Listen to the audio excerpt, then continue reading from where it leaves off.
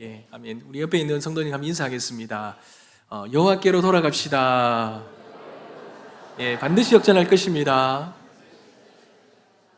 네, 감사합니다. 사랑하는 성도 여러분, 우리가 시편 말씀을 좀 계속 묵상하고 있는데요. 오늘은 시편 119편의 말씀을 좀 함께 나누어 보려고 합니다. 우리가 신앙생활을 하면서 착각하는 것 중에 하나가 있다면 우리는 고난 없는 신앙의 삶을 살아가고 싶은 것이 싶은 그런 생각이 있다라는 거죠. 여러분, 그러나 우리가 현실 속에서 하나님을 믿어도 고난은 피할 수가 없습니다. 심지어 의인이라도 고난은 반드시 있습니다. 욥이 대표적인 인물입니다. 욥기 1장 1절에 보시면 우스 땅에 욥이라 불리는 사람이 있었는데 그 사람은 온전하고 정직하여 하나님을 경외하며 악에서 떠난 자더라 라고 말합니다. 욥과 같은 의인, 그 의인에게도 물질과 자녀와 건강, 이 모든 것을 다 잃어버리는 인간이 감당하기 너무나도 벅찬 그런 고난이 있었습니다. 그러니 하나님을 믿는 참 의로운 신앙인에게도 고난은 예외가 아니라는 거예요. 아마 우리가 고난 없는 신앙생활을 기대했다면 머지않아서 우리는 우리 신앙생활 가운데서 방황하다가 하나님을 버리고 떠나게 될 것입니다.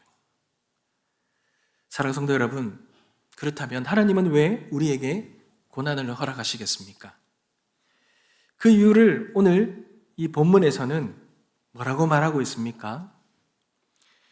하나님께서는 선하시기 때문에, 하나님은 선하시기 때문에 우리에게 고난을 주신다라고 말씀하고 있습니다. 여러분, 오늘 본문에 보면 저자는 지금 자신이 고난 가운데 있다고 고백을 하는데요. 그러면서 이 고난을 허락하신 하나님에 대해서 이렇게 말하고 있습니다. 65절 말씀입니다. 여호와여, 주의 말씀대로 주의 종을 선대하셨나이다. 68절 말씀입니다. 주는 선하사 선을 행하시오니 주의 율례들로 나를 가르치소서. 그러니 이 시편의 저자는요, 고난 가운데서도 하나님이 자기를 선대하셨다라고 고백하는데, 그러면서 그 선하신 하나님이 나에게 선을 행하셔서 나를 지금 가르치고 계시다라고 말합니다. 그런데 그 가르침이, 선하신 가르침이 고난이라는 거예요. 고난을 통해서 가르치고 계시다는 거예요. 사랑하는 성도 여러분, 언뜻 생각해 보면 우리가 겪는 고난과 하나님의 선하심이 어울리지 않는 것 같이 느껴집니다. 그렇지 않습니까? 어떻게 하나님이 선하신데 우리에게 그 고통의 고난을 주시냐 말이죠. 사실 우리는 우리의 인생에 고난을 덜기 위해서 하나님을 믿는 것 아니겠습니까? 하나님을 믿으면 그 믿음 때문에 우리 안에 고난은 사라지고 하나님이 주시는 기쁨과 감사와 평안함이 넘쳐날기를 우리는 그렇게 기도해서 기대하고 하나님께 나오는 것 아니겠습니까? 그런데 어떻습니까? 우리가 하나님을 믿는다 하지만 이 고난은 피할 수가 없습니다. 사실 어느 누가 고난을 좋아하겠습니까? 이 시인이 고난을 하나님 선하시다라고 고백하는 게 어떻게 보면 이 피할 수 없으니 즐겨라 라는 말처럼 어찌할 수 없는 이 고난에 대해서 좀 무언가 긍정적으로 자기 합리화를 하기 위해서 이렇게 표현한다라고 생각할 수도 있습니다. 다 고난을 감당하고 싶지 않고 피하고 싶은 마음이 있기 때문에 그렇죠. 그러나 그럼에도 불구하고 하나님께서는 우리에게 고난을 주시고, 그리고 이 시인은 그 하나님의 그 고난은 하나님의 선하심 때문이다라고 고백하고 있습니다. 그렇다면 시인의 이 고백, 하나님은 선하신데 왜 우리에게 고난을 주시느냐? 그럼 고난을 통해 고난을 우리에게 주시는 이유가 뭐냐라는 거죠. 고난은 우리에게 유익이 되기 때문에 그렇습니다. 여러분, 71절 말씀인데요. 고난 당한 것이 내게 유익이라. 여러분, 시인은 하나님이 자신에게 고난을 주셨는데 그것이 자신에게 참 좋은 일이었다, 너무나도 귀한 일이었다라고 감사하고 있습니다. 이 말은 하나님의 선하심에 대한 전적인 신뢰와 믿음으로 이 고백을 하고 있는 거예요. 사랑하는 성도 여러분, 하나님께서 우리에게 허락하시는 모든 것이 우리를 위해, 우리가 유익하게 되기 위해서 주시는 것임을 믿으십니까? 그렇다면 심지어 그것이 고난이라도, 정말 욥처럼 감당하기 어려운 고난이라도 그것이 우리에게 유익이 되기 때문에 주신다라는 것을 믿으시냐라는 거예요. 여러분, 로마서 8장 28절에 보면 우리가 알거니와 하나님을 사랑하는 자, 곧 그의 뜻대로 부르심을 입은 자들에게는 모든 것이 협력하여 선을 이루느니라. 여러분, 하나님께서 우리의 고난까지도 사용하셔서 결국은 하나님의 선한 목적을 이루신다라는 것, 여러분 믿으시기 바랍니다. 만약 우리가 이 고난까지도 우리의 유익을 위해 선한 목적을 위해 이루심을 믿는다면 하나님께서 우리에게 주시는 이 고난과 하나님의 선하심은 절대로 충돌될 수 없을 것입니다. 사랑하는 성도 여러분, 그렇다면 하나님이 우리를 고난을 통해 이끌어 가시는 중요한 이유가 무엇이겠습니까? 우리에게 주시는, 이 고난을 통하여 우리에게 주시는 유익이 뭐냐라는 거죠. 여러분, 그 유익은 바로 이 고난을 통해서 우리의 죄악을 깨닫게 하십니다. 여러분, 죄인의 가장 대표적인 모습은요, 만사가 형통하면 자신이 가장 잘난 줄 압니다. 그리고 자기 생각대로 살아가려고 합니다. 그리고 하나님을 망각해버리죠. 여러분, 이것이 죄인된 인간의 가장 핵심적인 죄된 모습이라는 거예요. 여러분, 혹시 우리가 하나님 앞에서 무언가 조금의 믿음의 모습을 보이는 것도 가만히 들어가다 보면 우리에게 주신 우리가 누리고 있는 이 평안함이 깨어질까봐 두려워서 하나님의 비유를 맞추려고 그렇게 신앙의 모습을, 생색내는 모습을 할 수도 있다라는 거예요. 말씀을 보든가 기도의 자리에 나가든가 예배를 드리거나 헌금을 드리는 것도 내 마음속에 중심에 하나님이 있어서가 아니라 내가 지키고 싶고 내가 빼앗기고 싶지 않은 것들을, 그것 때문에, 그것을 혹시나 가져갈까 봐 두려워서 그렇게 우리는 믿음의 모습, 신앙의 종교 생활을 할 때가 있다라는 것입니다. 사랑하는 성도 여러분, 그러나 우리의 죄된 모습, 이 죄된 모습이 하나님께서는 안타깝게 여기십니다. 예레미야 22장 21절 말씀에 보면 내가 평안할 때에 내가 내게 말하였으나 내 말이 나는 듣지 아니하리라 하였나니 내가 어려서부터 내 목소리를 청종하지 아니함이 내 습관이라. 하나님은 이스라엘 백성들에게 늘 말씀하셨어요. 특히 평안할 때도 하나님은 늘 말씀하셨는데 그들의 습성이 뭐라고 그럽니까? 안 듣습니다. 하나님 말씀을 잘 듣지 않습니다. 평안할 때 듣지 않는 것이 우리의 이 죄된 습성이라는 거예요. 이 말은 뭔가 잘 되어가고 형통하면 하나님을 우리의 마음의 중심에 두지 않는다라는 거예요. 형통할 때, 특별히 형통할 때, 잘 살게 되면 여러분, 이 죄의 습성이 얼마나 잘하는지 모릅니다. 얼마나 꿈틀대는지 모릅니다. 신명기 8장 12절과 14절 말씀에 보면 내가 먹어서 배부르고 아름다운 집을 짓고 거주하게 되며 또 내 소와 양이 번성하며 내 은금이 증식되며 내 소유가 다 풍부하게 될 때에 내 마음이 교만하여 내 하나님 여호와를 잊어버릴까 염려하노라. 사랑하는 성도 여러분, 이스라엘 백성들처럼 만큼 하나님의 놀라운 은혜와 역사를 경험한 민족도 없습니다. 하나님의 보호하심과 하나님의 신실하심을 눈으로 목도하고 체험한 민족은 또 없다라는 거예요.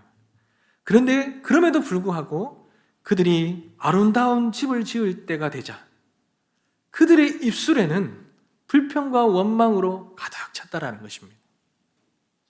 그러니 우리 인간의 가장 큰 죄성은 하나님의 은혜를 너무나 쉽게 잊어버린다라는 것입니다. 죄가요, 하나님의 은혜를 삼켜버리는 거예요. 받은 은혜를 쉽게 잊어버리고 받은 은혜를 너무나 당연하게 여기게 만들어버리는 것이 죄라는 것입니다. 우리가 하나님의 은혜의 손길을 처음 경험하면 그 은혜가 얼마나 대단해 보입니까? 그 은혜가 너무나 대단해 보여서 우리는 그 하나님의 은혜를 감사하는데, 그 은혜가 되풀이되고 반복되어지면 점점 그 은혜는 평범하게 보이기 시작합니다. 여러분, 처음 우리가 신앙생활을 했을 때 한번 생각해 보십시오. 아마 날마다 예배의 자리, 기도의 자리에서 뜨거운 은혜의 눈물을 흘리셨을 것입니다. 날마다 감사가 넘쳤을 것입니다. 그런데 그 은혜와 그 감사가 어디가 있습니까? 하나님 베풀어 주신 은혜와 감사에 눈물 흘린 적이 얼마나 되십니까? 우리 안에 있는 이 죄는 이렇게 하나님의 밥으로부터 받은 은혜를 쉽게 망각해 버리게 합니다. 신명기 8장 17절 말씀에 보면, 그러나 내가 마음에 이르기를 내 능력과 내 손의 힘으로 내가 이 재물을 얻었다 말할 것이니라. 여러분, 하나님 잊어버리고 내 안에 내가 중심이 되어버리면 내 마음이 교만해집니다. 내 마음이 높아집니다.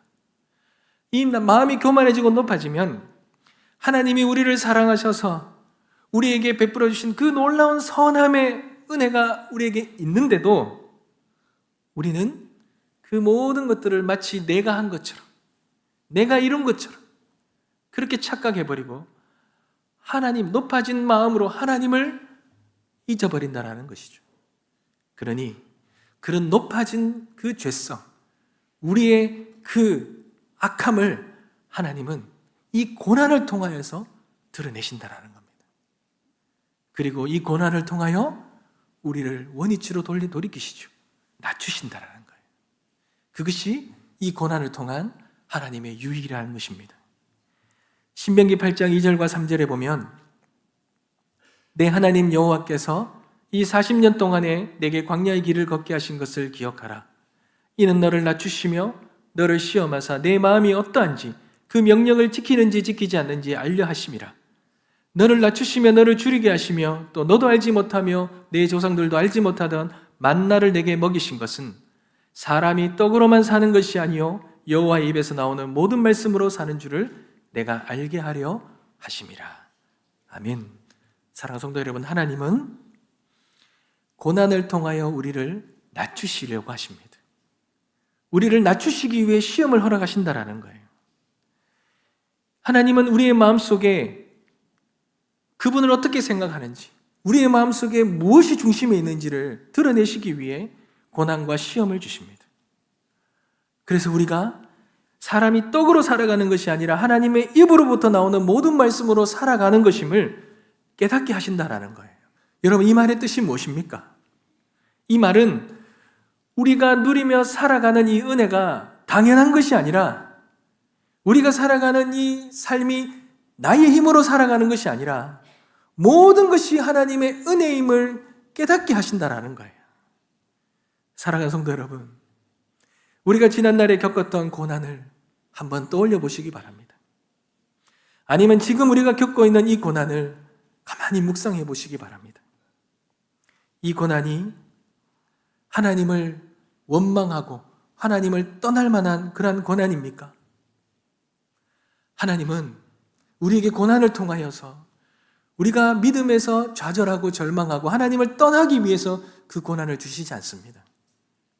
하나님은 감당할 만한 시험과 고난을 주신다고 말씀하셨잖아요. 그러니 이 고난은 하나님의 분명한 뜻이 있습니다. 이 고난은 우리를 낮추시고 우리가 어떠한 존재인지를 깨닫게 하시는 하나님의 놀라우신 섭리라는 것을 잊지 마시기 바랍니다. 우리는 이 고난을 통해 하나님의 은혜를 깨닫게 될 것입니다. 우리가 이 고난을 통하여 하나님의 하나님 되심을 깨닫게 될 것입니다. 그러니 하나님은 우리의 유익을 위해 그 절실한 우리의 유익이 절실하기 때문에 하나님 그것을 목적으로 고난을 통하여 우리를 다루어 가심을 잊지 마십시오. 67절 한번 보십시오. 고난 당하기 전에는 내가 그릇 행하였더니 이제는 주의 말씀을 지키나이다. 교만한 자들이 거짓을 지어 나를 치려하였사오나 나는 전심으로 주의 법도를 지키리이다. 여러분, 이 말은요, 고난당하기 전에는 내가 이런 사람이었는데 고난받은 후에는 이런 사람으로 변화되었다라는 고백입니다.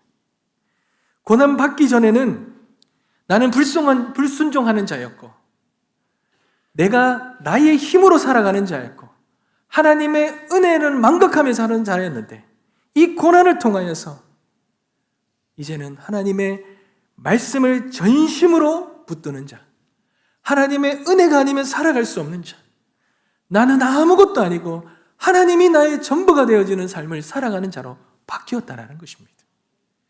그것을 가능하게 했던 것이 하나님의 우리에게 허락해 주신 고난이라는 거예요. 사랑하는 성도 여러분, 욥이 고난을 받고 난 후에 이런 고백을 하지 않습니까?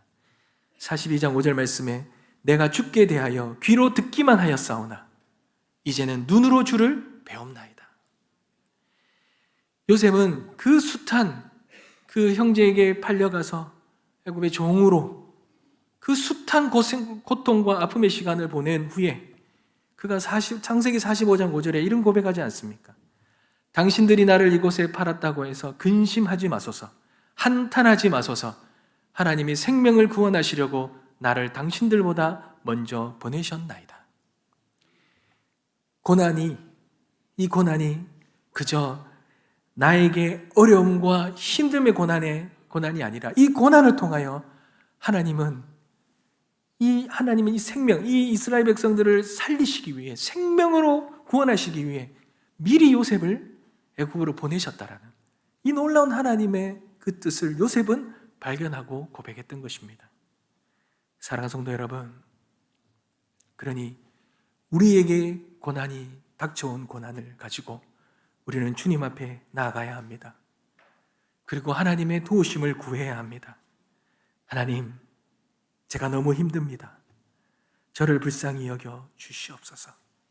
그런데 그렇게 기도할 때에 여러분, 우리의 고난을 제하여 달라고 기도하기에 앞서서 우리는 먼저 이 고난을 통한 하나님의 놀라운 뜻을 구해야 됩니다. 하나님, 이 고난을 통하여 나에게 무엇을 깨닫게 하시길 원하십니까? 하나님, 이 고난이 나에게 어떤 죄악을 드러내시고 나를 어떻게 낮추시고 하나님 앞에 세우시려 하십니까? 우리는 그 고난 속에 감추어진 하나님의 놀라운 그 뜻을 우리가 깨닫는다면 이 고난은 우리에게 엄청난 영적인 유익을 우리에게 허락해 주시리라 믿습니다. 사랑하는 성도 여러분, 고난은 그렇게 우리를 하나님의 온전한 사람으로 세우는 그런 놀라운 유익이 있는 것입니다. 사랑하는 성도 여러분, 그런데요, 이 고난은 또한 우리가 이 땅의 삶을 살아가면서 모든 이 세상의 불순물들은 다 제거하고 정말 소중하고 귀하고 값진 것만 드러내는 데에 이 고난이 사용되어집니다. 여러분, 72절 말씀인데요, 우리 다 같이 한번 읽어보도록 하겠습니다. 72절을 읽겠습니다. 시작. 주의 입의 법이 내게는 천천 금은보다 좋으니이다. 아멘. 여러분, 하나님의 말씀이 이 세상을 금은보다 더 귀하다라고 고백합니다. 여러분, 저와 여러분의 삶 속의 고백도 그러하십니까? 하나님의 말씀이 이 땅의 금은보다 더 귀하게 여기십니까? 꿀송이보다 더 달게 여기십니까? 여러분, 우리는 행여나 이 말씀이 이 세상의 형통함을 얻기 위한 그런 도구로, 그런 방편으로 사용하고 있지는 않습니까? 그렇다면 우리는 진리를 깨닫지 못하는 것이죠. 이 말씀을 다른 목적을 위한 도구로 생각하고 마는 것입니다. 그러나 여러분, 오늘 본문 말씀은 진리를 깨닫지 못하는 자를 비유하는 한참 통찰력 있는 표현이 나오는데요, 여러분 69절을 한번 보십시오. 교만한 자들이 거짓을 지어서 나를 치려하였사오나 라고 말합니다. 진리를 깨닫지 못하는 자는 교만한 자라고 말하지요. 근데 이 교만한 자를 뭐라고 비유합니까? 71절을 한번 보십시오. 그들의 마음은 살쪄서 기름덩이 같으나 나는 주의 법을 즐거워하나이다 라고 말합니다. 진리를 깨닫지 못하는 교만한 자는 이 마음이 살이 쪄서 기름덩어리 같다고 말합니다. 마음이 교만하여서 살쪄서 기름덩어리가 되었다라는 말은 무슨 의미입니까? 여러분, 히브리서 4장 12절 말씀, 우리가 너무 잘 아는 말씀이죠. 하나님의 말씀은 살아있고 활력이 있어 좌우의 날선 어떤 것보다도 예리하여 혼과 영과 및 관절과 골수를 찔러 쪼개기까지 한다라고 말씀하셨습니다. 그러니 하나님의 말씀은 날선, 좌우의 날선 너무나도 예리한 검입니다. 그러니 이 하나님의 말씀이 선포되어지면 우리 안에 있는 모든 이 죄악된 것을 다 찔러 쪼개고 잘라내어서 우리의 이 모든 마음속에 있는 이 부패하고 악한 것들을 드러내고 이 모든 것들을 제거하는 것이 하나님의 날성검인 것입니다. 그런데 여러분, 교만한 마음이 살찌면, 기름덩이가 되면 아무리 하나님의 말씀, 그 날성검으로 세워진 말씀이 선포된다 하더라도 여러분 깨닫지 못하는 거예요. 우리의 죄악을 도려내지 못한다는 겁니다. 여러분, 제가 도축장에서 조금 일을 해봤는데요. 소가 들어오면 이 각 분야별로 이 전문가들이 소를 이렇게 부위별로 잘라냅니다. 그런데 소를 부위별로 잘라내기 전에 많은 시간들을 투자하는 게 있어요. 소의 이 기름기를 제거해요. 소를 잡아보면요, 그 소의 기름이 얼마나 많이 나오는지 모릅니다. 그 기름을 다 걸러내는 것, 힘들지만 그 기름거리를 잘 걷어내야 되죠. 그리고는 그 값비싼 그 부위가 손상되지 않도록 그것을 먼저 다 발라내는 작업을 합니다. 여러분, 마찬가지입니다. 우리가 교만하고 죄악된 마음이 기름덩어리가 되어 있다면 아무리 하나님 말씀이 찔러 쪼개어도 우리는 깨닫지 못하는 거예요. 그런데 여러분, 그런 우리의 이 기름진, 이 기름덩어리 같은 이 마음을 하나님께서 무엇으로 다스리십니까? 고난으로 다스리시는 거예요. 그 고난으로 다스리실 때, 그 고난의 고통 속에서, 그 아픔과 괴로움 속에서, 우리의 죄악됨 속에서, 우리의 절망 속에서 하나님의 말씀이 선포되어지면, 그 하나님의 날성검이 우리의 마음속에 폐부를 찌르면 우리 안에 있는 모든 무감각하고 패역하고 그는 탐욕과 욕심이 다 드러나는 것입니다.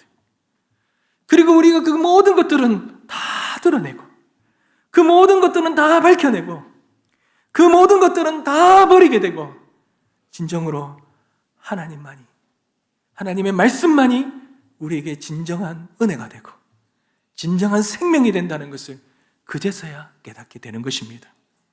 사랑하는 성도 여러분, 고난이 우리에게 찾아오면요, 우리는 말씀을 붙들어야 됩니다. 선하신 하나님이 그 고난을 통해 우리에게 주시고자 하는 진정한 깨달음, 진정한 진리가 있기 때문에, 진정한 뜻이 있기 때문에 우리는 그 고난 속에서 모든 우리의 죄악과 불순물을 직면하고 제거하고 하나님의 진리의 말씀에 집중하고 그 말씀이 우리에게 주시고자 하는 놀라운 은혜를 붙들어야 됩니다. 여러분, 그것이 무엇입니까? 하나님이 고난을 통하여 우리에게 주시고자 하는 참된 진리가 뭐냐라는 거죠. 요한복음 14장 27절 말씀입니다. 우리 다 같이 한번 읽겠습니다. 시작. 평안을 너희에게 끼치노니 곧 나의 평안을 너희에게 주노라. 내가 너희에게 주는 것은 세상이 주는 것과 같지 아니하니라. 너희는 마음에 근심하지도 말고 두려워하지도 말라. 아멘. 사랑하는 성도 여러분, 앞으로 우리가 살아가는 이 삶 속에 우리 주님이 다시 오시는 그날까지 저와 여러분의 삶 속에는 끝도 없는 고난이 있을 것입니다. 우리가 어찌할 수 없는 이 환경의 아픔과 고통이 우리에게 밀려올 것입니다. 폭풍과 같은 인생이 우리 앞에 놓여 있을 것입니다. 하나님은 예수 그리스도를 이 땅의 십자가에 죽이시면서까지, 내어놓으시면서까지 놀라운 하나님의 역사를 이루셨는데, 우리의 처해져 있는 이 환경을, 완전히 불안하고 고통스럽고 아픈 이 환경을 제거하시기 위해 예수님을 십자가에 못 박히신 것이 아닙니다. 하나님께서 예수 그리스도를 십자가에 못 박으시면서까지 우리에게 주시고자 했던 것이 무엇입니까? 이런 고통과 아픔, 우리가 통제할 수 없는 환경 속에서도 우리가 진정으로 누릴 수 있는 은혜를, 진정으로 경험할 수 있는 천국과 같은 삶을 누리게 하시기 위해 하나님께서 우리에게 놀라운 일들을 행하셨다라는 거예요. 그게 바로 평안이라는 거예요. 여러분, 우리는 흔히 평안을 세상적으로 아무런 일이 없고 그저 아무런 일이 일어나지 않는 조용하고 그냥 평범한 아주 그런 삶을 평안이라고 생각할 수 있습니다. 그러나 그런 세상의 평안을 주님은 말씀하시지 않으셨습니다. 주님이 허락하시는 그 평안은 폭풍이 치는 그런 환경 속에서도, 우리가 감당할 수 없는 고난 가운데서도 우리가 주님 바라보고 주님이 우리와 함께 하실 때 주님 안에서 주시는 그 진정한 평안, 마치 제자들과 예수님이 배를 타고 가시는데 폭풍을 만난 그 배 가운데서도 제자와 모든 사람은 죽게 되었다고 두려움에 빠져서 그렇게 소리치지만 배 밑 고물에서 주무시는 그 주님의 그 평안처럼 주님이 주시는 평안은 그러한 환난과 고통 속에서 주시는 평안이라는 것입니다. 이사야서 41장 10절 말씀입니다. 두려워하지 말라, 내가 너와 함께함이라. 놀라지 말라, 나는 내 하나님이 됨이라. 내가 너를 굳세게 하리라. 참으로 너를 도와주리라. 참으로 나의 의로운 오른손으로 너를 붙들리라. 우리에게 놓여져 있는 이 고난 속에서 하나님이 우리와 함께 하시고, 하나님이 우리의 하나님이 되시고, 하나님이 우리를 굳세게 붙들어 주시고, 하나님이 우리를 도와주시고, 하나님이 우리의 오른손으로 그렇게 견고하게 붙들어 주시는 그 은혜를 누리게 될 때 우리는 앞으로 우리에게 놓여져 있는 그 어떤 어려움과 고난도 그 함께 하시는 하나님의 은혜로 진정한 평안을 누리며 넉넉히 이겨내는 은혜가 있게 될 것입니다. 사랑하는 성도 여러분, 이것이 바로 이 고난 속에 감추어준 하나님의 선하신 은혜임을 잊지 마시기 바랍니다. 사랑하는 성도 여러분, 오늘 우리가 본 이 시편 119편의 말씀은 하나님이 우리에게 허락해 주시는 이 고난에 대한 진정한 의미를 깨닫게 하시는 것입니다. 그분의 지혜를, 고난 속에 감추어진 그 지혜를 깨닫기를 원하시는 거예요. 이 고난을 당하면 나는 아무것도 아니구나. 나는 정말 죄인 중에 죄인이구나. 나는 너무나도 보잘것없구나. 나의 신앙의 경건함, 나의 거룩함은 그 어떠한 것도 자랑할 것이 못 되구나라는 것을 적나라하게 느끼게 될 것입니다. 그리고 내가 처해지는 이 환경, 이 불안한 환경을 온전하게 하려고 내가 추구하고 붙들고 노력했던 모든 그런 물질과 능력과 권력과 힘과 이 모든 것들은 아무런 소용이 없구나. 이것으로는 나의 환경과 상황을 어떻게 통제할 수 있는 것이 아니구라는 것을 절실하게 느끼게 될 것입니다. 그리고는 그런 우리의 이 무능함과 우리의 죄성을 직면하고 날 때에 그제서야 우리는 하나님을 바라보게 되고 하나님께서 주시는 그 고난 안에서 주시는 그 깊고 놀라운 그 뜻, 세상이 알 수 없는 그 평안, 그 평안의 은혜를, 그 은혜야말로 우리가 이 땅 가운데 살아가며 누리게 된, 반드시 누리고 우리가 반드시 붙들어야 되는 하나님의 놀라운 은혜임을 깨닫게 될 것입니다. 이 놀라운 은혜가 저와 여러분들의 삶 속에 충만히 누려지는 은혜가 있게 되시길 주님의 이름으로 축복합니다. 말씀을 맺겠습니다. 사랑하는 성도 여러분, 하나님은 우리에게 복을 주시길 원하시잖아요. 하나님은 우리에게 복을 주시면서 우리의 인생을 이끌어가기를 원하십니다. 그런데 여러분, 신명기 8장 16절 말씀을 한번 보십시오. 내 조상들도 알지 못하던 만나를 광야에서 내게 먹이셨나니 이는 다 너를 낮추시며 너를 시험하사 마침내 내게 복을 주려 하심이었느니라. 여러분, 세상에서, 인생에서 가장 큰 복은 하나님이 우리를 부르셨다라는 복입니다. 여러분, 이 복을 모르면요, 이 세상에 아무리 많은 것들을 가지고 있다 해도 아무런 의미가 없습니다. 하나님이 우리를 부르시고 우리를 붙들고 계시다는 것을, 그것이 우리의 진정한 복이고 하나님은 그런 선하신 분이시라는 거예요. 근데 그 하나님이 우리에게 복을 주시길 원하시는데 어떻게 복을 주십니까?